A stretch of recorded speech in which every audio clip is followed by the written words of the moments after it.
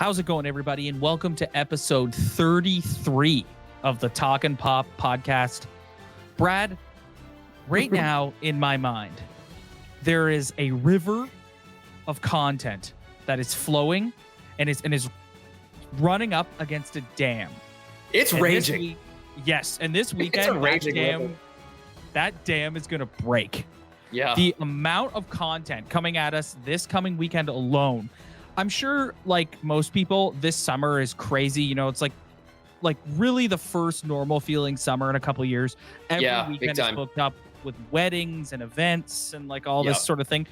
But this particular weekend coming up, I don't have any plans. It's one of the only weekends all summer that I don't have any plans, and I'm really happy about that. Me too, buddy. I can I tell you, I have nothing going on this weekend. Perfect. And when I say nothing going on, I just mean I have social the time to invest into all of the things that are coming out this weekend, and it makes my heart feel good. I don't know about all the listeners. I don't know about you, but this just makes me feel like we're back. We're back. Like, think about how summers used to kick off. I remember when I was a kid, it was like there was always that one movie or that one weekend, and it was really like that giant push into what was going to be the summer blockbusters, the big summer shows, all of it. And Memorial Day weekend 2022, here it comes. We're back. We have Top Gun Maverick being released in theaters, which we will be reviewing this coming Monday. I am so excited. Strap in for that one. We've got the first, I think, 2 episodes of Obi-Wan Kenobi dropping on Disney Plus. Special premiere. Like they're doing like it's a very focused 2-hour, which in most cases would be a movie or just short of. Yep. So I love that it's kind of like we are going to start this like a movie and then we're going to continue. I love that. I love that. And we've got the brand new season of Stranger Things dropping this weekend. Can you ask for more, Rob? Because I don't know. Listen, man, how am I going to fit all this in? I have sort of it mapped out in my mind, right? Because like, admittedly, you know, the other half is not a huge Star Wars gal. She's just not. So we watch Stranger Things together. As like a date night situation. We're going to a Saturday matinee for Top Gun Maverick. Same. I love me a Saturday matinee. And then at some point, like either Friday when it first comes out or Sunday, I will sit down by myself and I will take in the opening 2 episodes of Obi-Wan Kenobi. Oh, we're different there, my friend. Different there. And this kind of brings me like full circle because I was trying to think of the best way that we could talk about this as well. And it's not really a good comparable because of the way that both shows are dropping. Like they're very different. Whereas, you know, but this is truly, I think, Netflix and Disney, who were partnered at one time, going head to head, going very much head to head with 2 of their biggest hitters. Yep. If not their biggest hitters. Yep. 2 sci-fi series too. Yep. Very eye-grabbing, attention-grabbing. While one is doing the old school week to week, but having a big premiere weekend, and the other being Netflix's Stranger Things season 4. Are they dropping the whole thing? Oh yeah, baby. Oh, they are. I was wondering if they were going to do like an Ozark thing where they would drop part of it and then drop the second part later. Not. I mean, don't quote me. I don't think so. I mean, quite honestly, I'd be kind of pissed if that's what's happening at this point because I'm excited just to binge. But no. But as far as I know, it's you know, Netflix is dropping the whole season on Friday, and we're getting a week to week situation with Obi-Wan. But if say all things being equal, if you had to choose one, who you got? Oh, that's easy. Oh, I don't know, man. See, it's not easy. I told you. Because right off the bat, I want to say Obi-Wan Kenobi. Like that's just my instinct. But the first season of Stranger Things, I've said it before on the show, is my favorite season of television ever. Yeah, so one of mine as well. Of all time. So it's really like I'm going to be making time for both, as I know you will too. We got a lot to get to today. We got a jam-packed episode today. First, we're going to start with some news kernels.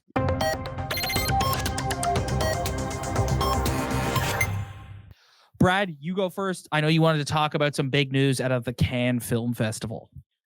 Well, one of the movies that's been on, I think, a lot of people's radars for quite some time has been the Elvis movie, Baz Luhrmann's Elvis. And the big, a lot of people know this already, so this isn't going to come as any sort of shock. But the Cannes Film Festival can be like a bit of a gauntlet. And the French movie-going audience will let you know if they like it, if they love it, stinks, or if it just stinks to high hell. And at least in their minds. And so I was kind of waiting with bated breath. I thought the trailers were not only fantastic, but very interesting in how they were presenting this genre that has had a bit of a comeback in the last couple of years with, we had the Queen biopic, we had the Elton biopic. So this was kind of, in that same line, but it had a different feel. So anyways, and knowing Baz Luhrmann's work with like Moulin Rouge, all these kinds of things, I was kind of like, oh man, what's this going to be like? And I was not disappointed in the trailers, but as of its premiere, they got a 12-minute standing ovation. And I mean, listen, that's you can't get a better review than that. Oh, so it looks really good. Yeah, it looks fantastic. Even the way they're blending, all these, that kind of modern music in with the, the aesthetics of Elvis in that time and the crazy fan base that he had because it was a big new thing and whatever. And seeing how they've kind of blended that to make it make sense for a modern audience, I think is just brilliant. I'm very, very excited to see that. That's a fantastic date night movie. Is it ever? Yeah, it's going to be like a great date night movie. That's a theater movie. That's a theater movie too in its own right. That's a go and have dinner and then go to the movie, or go to the movie and then go and have dinner after. Get some appies and maybe a couple of drinkies and then go see. Oh yeah, go see Elvis. Get a little oiled and go watch Elvis. I'm all for that. I'm all for that. I agree. That sounds like a good time.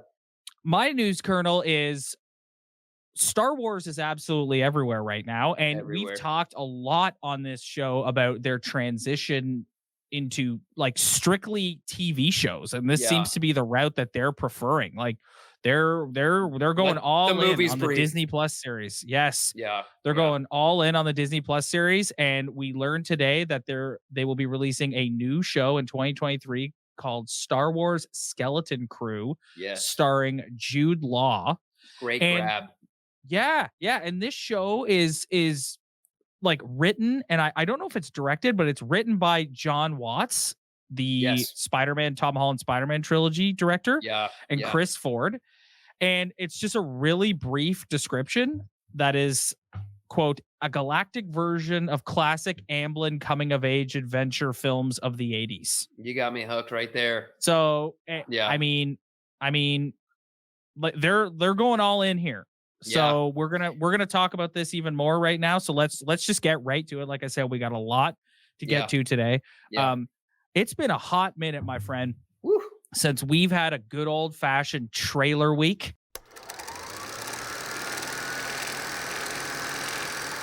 Is there anything other than, a big weekend like we've got coming up? Is there anything better than when you just get a full week of content? Like you just get trailer, teaser, new show, big release. And it's like, oh my God, what is going on this week? I love it. We live in the age of the trailer. We live in the age of the trailer. It's an art form in and of itself. So the first trailer we're going to discuss here on this week's episode of the Talkin Pop Podcast is Andor. This dropped today. And like I just said, they're going all in. Oh yeah. On the Disney Plus series for Star Wars. Yep. This trailer was really interesting. It's Star Wars right away by the aesthetic. Yeah. But the tone of this is very dark. And it has almost like a gritty, like ancient feel. Cause I mean, like the teaser or trailer, whatever we're calling it at this point. I feel like it's more of a teaser than a full out trailer. Oh yeah, for sure. It gives you no sense of the plot. No, not really. But the opening kind of gives you this ancient, gritty, very of our world feeling. Like it doesn't feel like truly alien. at the beginning. It's got that. I get a little war movie vibe too, like with the Yes, Empire sir. coming down, and everyone Yes, sort sir. of reminds me of like World War II, like Yeah. a little bit, and everyone Batten down sort the of, hatches. yeah, batten down the hatches. Yeah. It's it is. It's really dark. It's really gritty. It looks very political. The premise Yeah. is just simply set 5 years before the events of Rogue One. The series follows rebel spy Cassian Andor during the formative years of the rebellion. Mhm. So this is like, I'm guessing this takes place between the prequel trilogy and the sequel trilogy. I think so. I think so. And listen, like I mean, right off the hop, I mean, it's obvious that this was gonna have a tie to Rogue One, and I still feel like somehow Rogue One gets forgotten about. I don't know why. I think it was probably because it came out at a time when they were doing the trilogy. I love that movie. I love that movie. I actually would put it in the upper echelon of Star Wars content. It was brilliant. I thought it had this emotional underlying feeling that you didn't necessarily get with a lot of the newer stuff, or if it did, it was amplified, which I loved. And it was a story that, again, like they just played off of this kind of, I'll say kernel, but kernel of the Star Wars lore. And they really built a full out story that we could all get on board with. And I thought it was so brilliant at the time. And I love that they're expanding on it. And to see Diego Luna coming back as well, big obviously. Diego Luna guy. Big Diego Luna fan. He's so great. He's so great in that role. And it obviously, I mean, right away, whenever something new comes out and you're not totally sure who's in it or whatever, I'm right on IMDb and I'm like, okay, who's in this? And so there's nothing yet of any of the other cast, like a Felicity Jones making an appearance or anything like that, as of now, that we know of. But that being said, that doesn't mean they're not. It doesn't mean we're not going to. We did see Stellan Skarsgård. I didn't know he was in this. Stellan Skarsgård is in it, but I more meant like that, like the crew of Rogue One. But but that doesn't necessarily mean they're not going to appear at some point. But I loved the tone that they were setting in this. I thought it was just like this.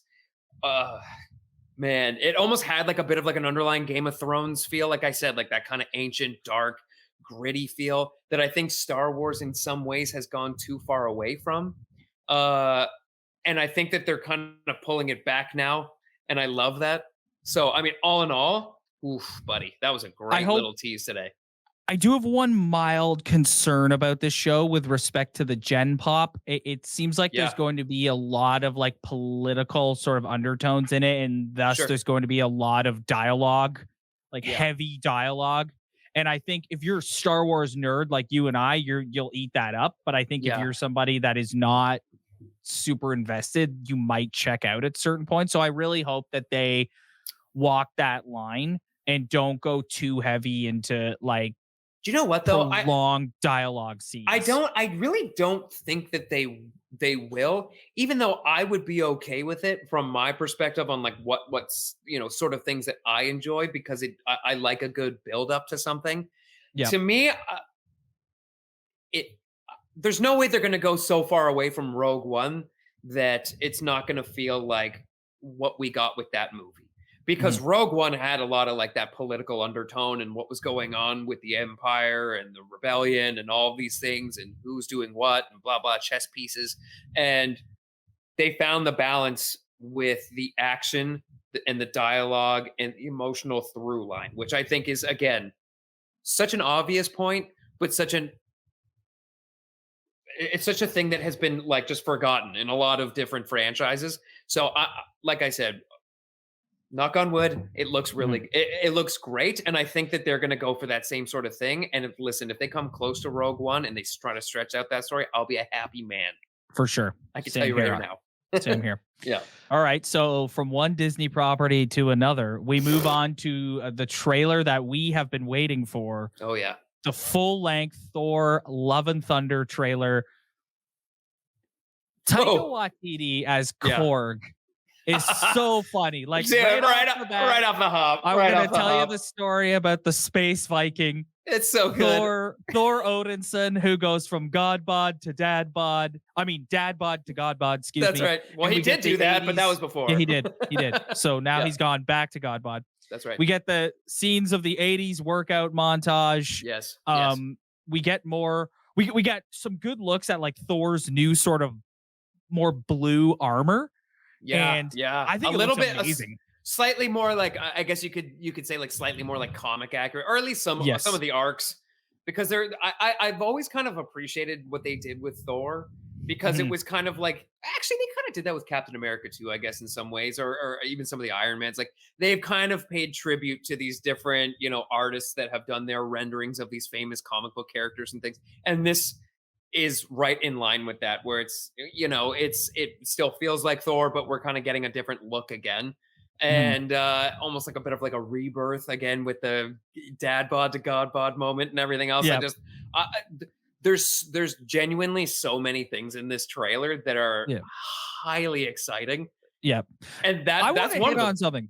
Yeah. So we talked last week after watching the She-Hulk trailer, and we were pretty down on Marvel. Yeah. And then they dropped this, and this just hits you in the nostalgic feels. Does it ever? And right away you're sucked in, and you're just so happy to see everyone. And Taika Waititi is hitting on that humor that he's so good at. Like it's just outstanding.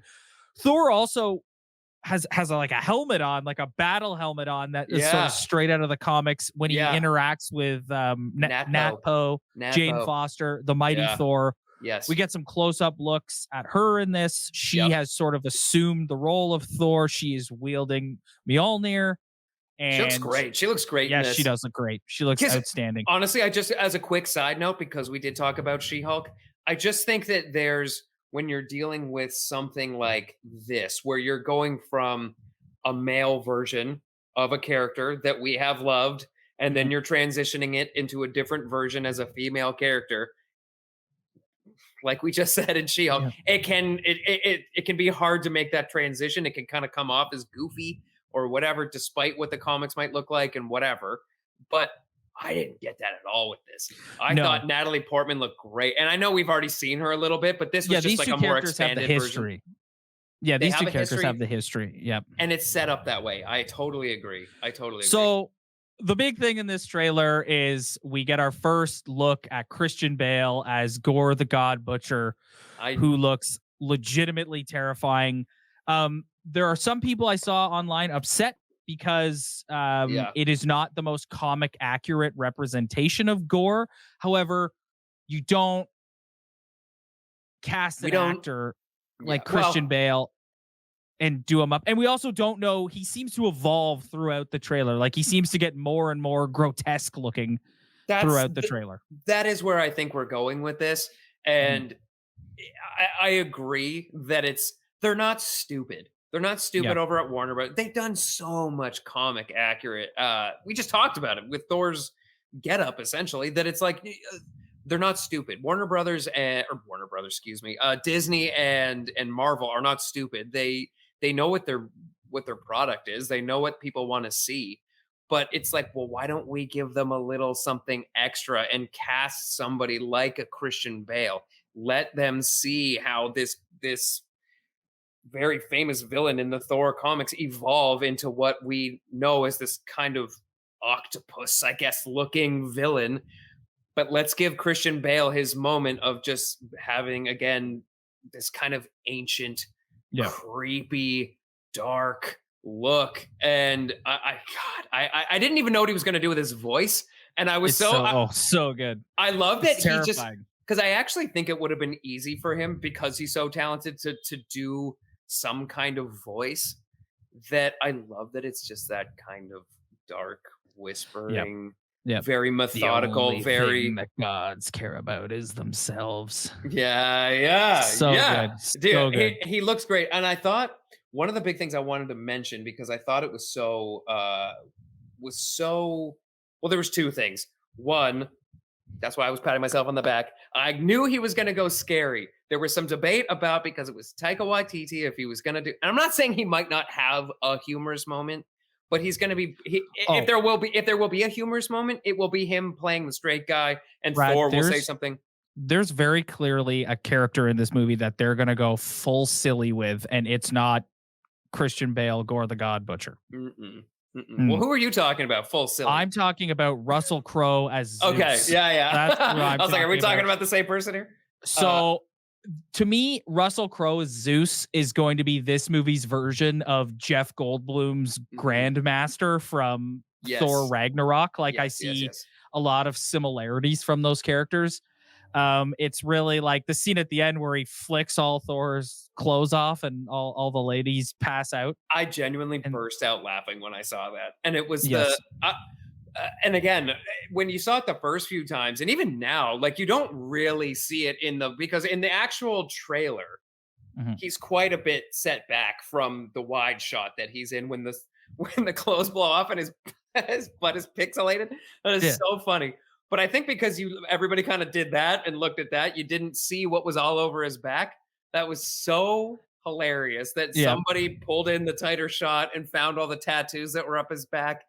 And he's got a big Loki tattoo on his back and everything. Yeah. Oh my God. The little attention to detail. Yeah. Like the little Easter egg things but to find the humor in it as well is just, again, it's so classic. Good. It's classic Taika Waititi, but I want to say this really quick because I don't want to get too far away from Christian Bale. One of the things I think a lot of people are talking about, me included, because I was so interested in some of the shots that I saw in the actual trailer. One being the particular scenes where it's in black and white. I thought that was such an interesting moment. I don't know exactly where they're going with that, but it seems to be where Gore's like layer. Yes, it's like, obviously it's supposed to be giving you this dark, dank, it's creepy feeling and everything else. But a lot of people are pointing out Christian Bale's eyes and how Idris Elba, his eyes were that way when he was playing. So anyways, I just thought that was such an interesting point. If there is a connection there, I don't know, but it does seem a little on the nose to not be, because it's almost exact. I'm just going to come out and ask you this question. Okay. Is Thor going to die in this?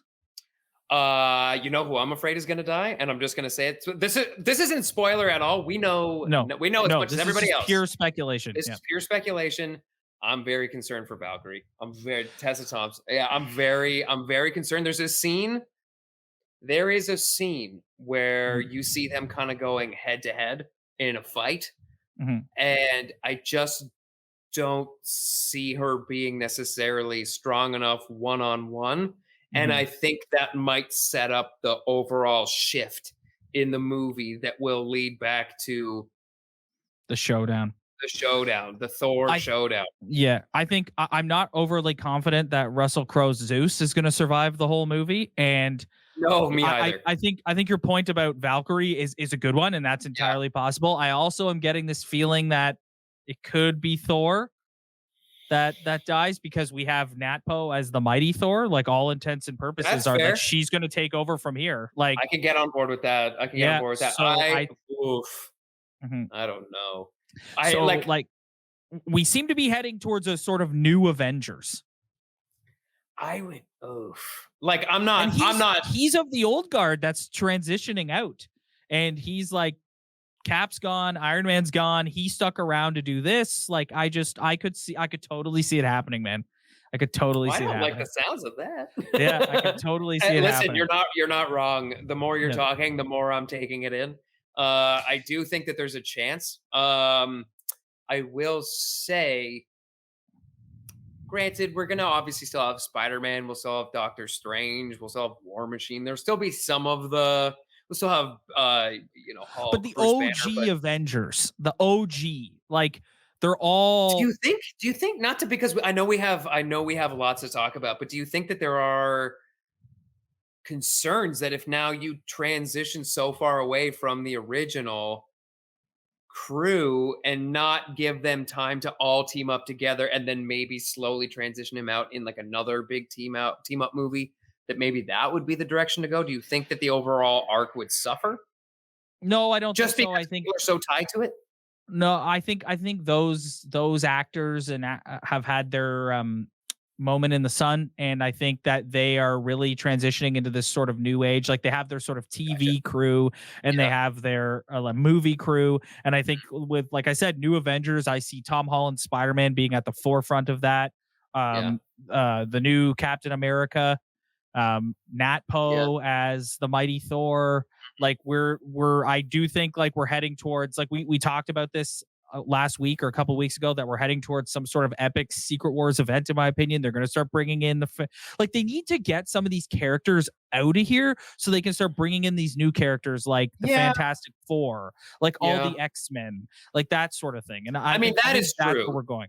Yes. But I think that's where I'm a little concerned. It's just that it's like you're slowly slicing off the characters that really made, like, do you really have to like kill them off? That's more my question. Maybe not. Maybe he just rides off into the sun and we'll see him later, and he can be one that we like surprise comeback and cameos. Yeah. So that's also possible for sure. Yeah. Your Valkyrie point is well made. I think that I think I'm there's starting a chance to lean in that direction now. Me as well. But I will say this, and this totally ties into what I was saying about IMDb. It is like my go-to like check-in with a lot of things. And because I knew we were dissecting this, I wanted to see if there's any new news, if there's any like little things that have come out. And I was starting to skim through the list, the cast list, and I hadn't seen this yet. And it might have been out for a while and I just hadn't noticed. But we were getting the return of the actors. The actors, meaning Matt Damon is coming back as Loki. Yep. We've got Luke Hemsworth coming back as Thor. We've got all those guys. But the one that's killing me right now, because I didn't see this yet, was Melissa McCarthy coming in as Hela. Yeah. Oh my God. I'm so excited for that. And knowing all of their senses of humor and knowing obviously Taika Waititi's, it's going to be. It is. It's going to be too funny. That is almost that's almost worth the price of admission just for that. I think it's going to be hilarious. I'm someone who's a super harsh critic of like too much humor. Right. And one guy who I've seen it, he's just walked the walk now, and I have the utmost faith, is Taika Waititi. Like that man can make me laugh. He is funny. And also, I love that he can also find, like, he obviously, well, not obviously, maybe not everybody knows this, but he directed the movie Jojo Rabbit, which was so great. And again, he finds in a dark backdrop of World War II and like these child soldiers, finds this finds the dark humor in it, and his best friend is his make-believe friend is a version of Adolf Hitler and all this stuff. Like, it's just like, but the dramatic undertone, like he has this way of blending as well. It's not just shoehorned in for the sake of being funny, like we've gotten with certain other projects that we were kind of like, did you have to do that there? But it was just like he finds that smooth transition, and I think we're gonna get that again. And I'm such a huge fan of his, man. So we just discussed the Avengers and the state of the new Avengers. The directors of Avengers Infinity War and Avengers Endgame, Joe and Anthony Russo. Woo! They back.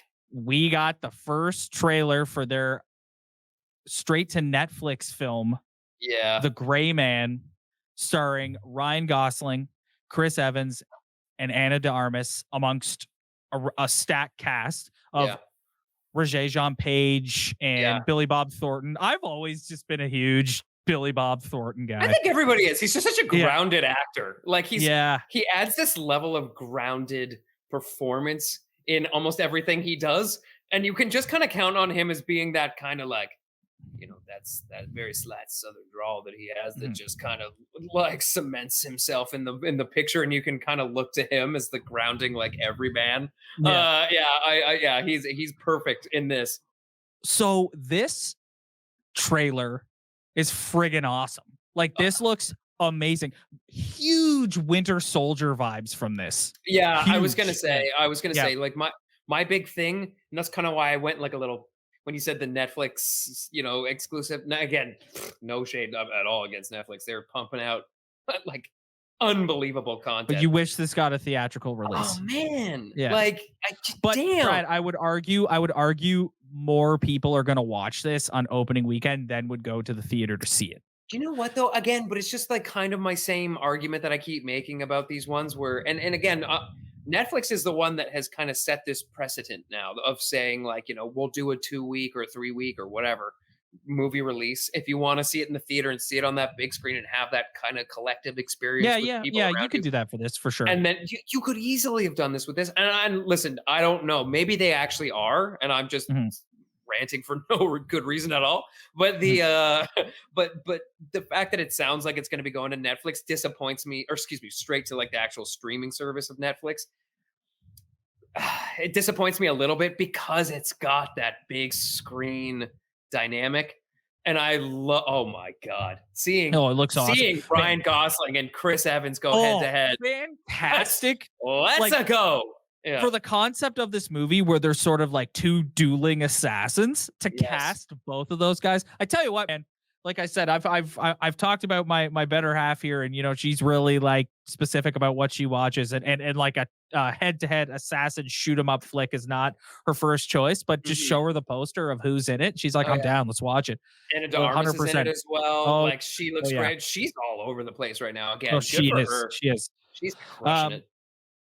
Premise. When the CIA's most skilled mercenary known as Court Gentry, aka Sierra 6, accidentally uncovers dark agency secrets, he becomes the primary target and is hunted around the world by psychopathic former colleague Lloyd Hansen and international assassins. Chris Evans is going to be fantastic. You can see, what's so funny is Chris Evans played Captain America. And he pulled it off so well of being just Captain America, like the ultimate Boy Scout soldier. Perfectly. But man, is he fantastic at playing this arrogant, chip on his shoulder type character. He's so good at doing that too. He goes from being just like a lovable, I will do anything you say, Captain America, to I want to slap your smart ass face. Like he does that. His trash stash. His trash stash. Yeah, he did that so well in Knives Out too. Just playing. Just a gross character. You just beat me to it. That's what I was gonna say. If anything, I'm getting a lot of vibes of like a John Wick meets Knives Out meets Jason Bourne meets Winter Soldier. Like all of these movies kind of blended together to make a baby that like it would be this movie. And in no way, shape, or form am I making it sound like, oh, you just took pieces. No, like you made something unique in and of itself where almost kind of that. I almost wonder if the Russo brothers even maybe took a note of like a Taika Waititi and didn't want to shy away from adding like a little bit of humor where it would land appropriately. And there's that moment, and actually, and if you haven't seen it yet, go watch it. There is a moment, there is a like a little behind the scenes, I guess you could call it, with the Russo brothers talking about the first trailer that has come out, which is funny in and of itself. Like we always talk about, like how now trailers are an art form in and of itself. Well, now we have, these behind the scenes releases talking about the trailer that just came out and whatever. But I'm here for it. But anyways, the Russo brothers, looks amazing. Well, the Russo brothers talk about like how that had to be in the trailer, that first meeting of Ryan Gosling and Chris Evans, and the the dropping of the grenade and the bold move and like whatever it is. Trash stash screams Lloyd. Oh man, yeah, it's so good. Great. Do you notice this has the signature Russo title card at the end too, where it kind of spins into frame and moves backwards? Yes. Like both Avengers title cards too, with the big sort of operatic score at the end, where it sort of like spins into frame and like sort of backs onto, like they definitely have a style. I wouldn't be surprised. I'm going to call it right now. This will probably be Netflix's biggest movie release that they've done. I don't see how it couldn't be, because you think it's going to top what's it called, the Leo movie? Oh yeah. I do. I think that, and listen, I enjoyed that movie. I thought it was good, but but this has just got that's what it's called. Yeah, Don't Look Up. And then they also, it was Netflix that also had the Ryan Reynolds movie that just came out that did gangbusters as well. Yes. Which was actually a really great watch. Actually, it was I hadn't gotten to it yet. My dad and my mom watched it, and they messaged me and they're like, you got to watch this. And I was like, okay. And I loved it. It was great. But that might even have the top spot now. I'm not totally sure, or if they're 1 and 2 in some regard. I'm going to call it right now. This will be their biggest release. Oh, well, I'll be watching it the day it drops. It looks It looks fantastic. absolutely awesome. Yeah, that's a good night. All right, Brad, from one spy espionage film to another. Here we go. I'm bringing it with the transitions today. Oh, you are. I'm actually, this yeah. is smooth. Yeah. We get our first sort of unique trailer for Mission Impossible: Dead Reckoning Part 1. Can we just have like a what little a great title? Yeah. for Tom? Oh like, man, this man. Paramount. Yeah. Paramount and Tom. Man. Oh yeah. This man about is special. Comeback. Talk about a comeback. Oh yeah. Actually, it's not even really a comeback. It's just more of like I'm calling it the year of Tom, but I guess we're going to have to call it like the fiscal year of Tom because Mission Impossible is going to be coming out in 2023. But regardless, it's, oh man, this looks killer. You know what it is? It has the feeling of like, because we know that these are going to be the last two that he does. And it really does have that, this is the grand finale feeling. Like I said, it's a unique trailer. Like the way it sort of moves is not like traditional. Like it almost feels fan made. There's almost no dialogue. Yeah. There's almost no dialogue right at the beginning. Dialogue, and then the dialogue we do here is from Henry Tierney, Canadian stage actor returning as Kittredge. We have not seen Kittredge since Mission Impossible 1. Dude, I watched this and I heard his voice and I was like, is that? And he showed up on screen and I was like, oh my God, it's Kittredge. Yeah, he's back, baby. No, listen, the spectacle alone of what we were getting with some of these shots. And I know that there's everybody's made this comparison since the dawn of time, whether it was Jason Bourne or whether it was Mission Impossible, and everybody goes, well, this is, America's or the US's version of James Bond. And it's like, but this one truly had like a feel of some of these more modern Daniel Craig Bond movies that we've gotten. That's why I said it feels more. It feels like the grand finale. But here's what I'll say: scale, yeah. Since Christopher McQuarrie took over as the director, the last one, Fallout, also had the feel that you're talking about, where it did feel really like there was the epic like Halo jump sequence in that film. So I do think Christopher McQuarrie is bringing that style that you're talking about that we got in the later Craig Bond movies, like very modern secret agent. Yeah, but also like very like stylized in its own way. Like, we're getting a lot of, not that Mission Impossible wasn't always going to these, very picturesque countries or places within these, world famous cities and things like that. But there's a very cinematic, stylized showing of these places that is very in line with some of these, like we were talking about, like these more modern Bond movies. And I love it. I love the way that they were kind of showing it off, and these very like snappy transitions. Like we're gonna see, there's even a moment where we're seeing again, they're very quick transitions between these different action sequences. But you see this like little yellow car pull up, and I don't know if it's like a Mini Cooper or something. I don't know what it is, but it's this like little yellow car that pulls up. And so you're going to see these kind of, again, lighter moments where he kind of has to deal with what he has, but you're also seeing these big, like, like there's a big jump off of the motorcycle that like goes over the cliff's edge, which also kind of reminded me of like that's the ultimate. Like we get a big Tom stunt in every movie, and that is going to be this one's. And dude, this is part 1. He's going to do another one in part 2. Man. Yeah. Also, like, again, this is zero shade at all. If you didn't watch last week's episode, go watch it because we just gushed over Tom. But that was always kind of the running joke it's not really a Tom Cruise movie unless you're getting the Tom Cruise high hands and a motorcycle scene. Well, we get both of them. We get both in this trailer alone. We get both in this trailer. Yeah. And I'm here for it. And we get a lot of returning cast. Like we get a quick shot of Ving Rhames returning as Luther Stickle. We get Simon Pegg as Benji Dunn, who has been in every one of these movies since Mission Impossible 3. I love Simon Pegg in these movies. He is... I just love Simon Pegg, period. But I love him in these movies. I think he is like that perfect, like Robin to Tom Cruise's Batman, if you will. I think he fits that role perfectly. We get Rebecca Ferguson returning as Lisa Faust or Faust, who was in Rogue Nation and Fallout. And we get Haley Atwell. This is her first appearance in a Mission Impossible movie, and I love Haley Atwell. And it looks as though she's going to be the love interest. Like, I mean, it seems like it. I don't want to say love interest and make her sound like she's going to be some sort of damsel in distress. It does not. You do not get that vibe at all. No. No. But it's but like the everybody always gets their backs up about stuff like this, but it's true. Like there's clearly like, even if they're not supposed to be romantically linked, there's always supposed to be like an undertone of sexual tension at the end of the day. Clearly. She's going to be kind of like a badass female lead to Tom Cruise's obvious Mission Impossible lead. And like it's one of those things, like they've left this trailer very much to the imagination, where you're getting like little snappy action clips and like right at the beginning of the trailer, they talk about like, it's time to pick a side.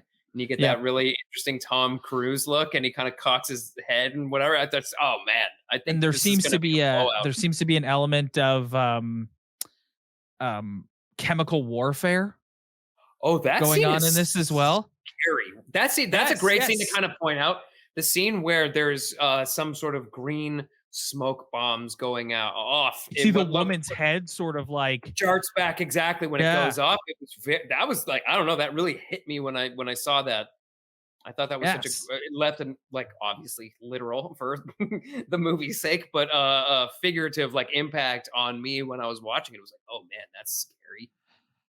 So we look forward to that. Like I said, Dead Reckoning Part 1, fantastic title.